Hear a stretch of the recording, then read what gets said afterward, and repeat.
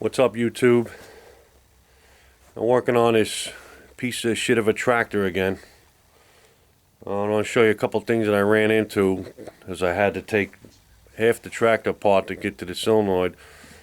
You know, I got the solenoid out, and believe me, that was a pain in the ass to get it out, and I can't even get it back in, so I had to take everything off. I want to show you what I found.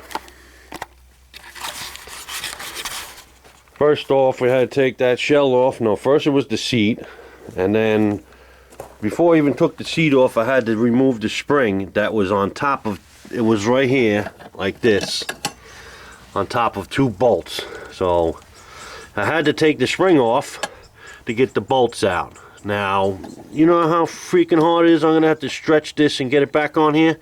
That's a heavy duty spring. I was busting my knuckle trying to get that thing off. So that's the first thing. That came off, then the shell came off, and then I had to take this little, these things with these springs that were sitting on top of here. And then on top of that, they were all different size nuts and bolts, so I had to get 16 different freaking wrenches to take them off. Why don't they just make them all half-inch or whatever? Just make them the same size. Why you gotta make them all different sizes? Well, anyway, so this is where I'm at. Another thing that I found is, see this thing right here? This is the gear shifter, you know, from first to fifth or whatever the hell it is. What I noticed, when you shift it all the way down to, I think it's either 5 or 1 or the other, the goddamn thing is rubbing. Look, it's rubbing on the belt. Then I looked over here on the belt, and I can see all along the bottom of the belt, it's starting to get worn out. Now, who the hell designed that piece of shit like that, where it's rubbing on the belt? Tell me that. Who designs that, where it rubs on the belt?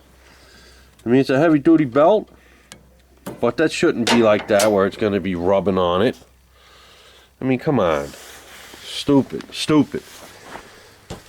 Another thing I found over here, when I took this shell off, there's one bolt here and one bolt over there. The bolts were different sizes. Here's one, here's the other one. This was probably the correct one that was in there, because, you know, it's a carriage bolt that seats down in the, because you put your feet on here, so this sits down.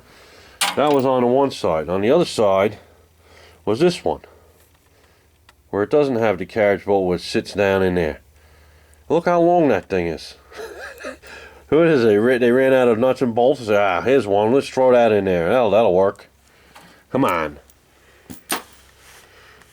It's unbelievable. Unbelievable. Now, I don't know how long that bolt's going to last. We'll find out. This tractor is a LT 4200 Husky. I bought it in Tractor Supply, and that'll be the last one I buy from them. All this bullshit I gotta go through to take a freaking solenoid out.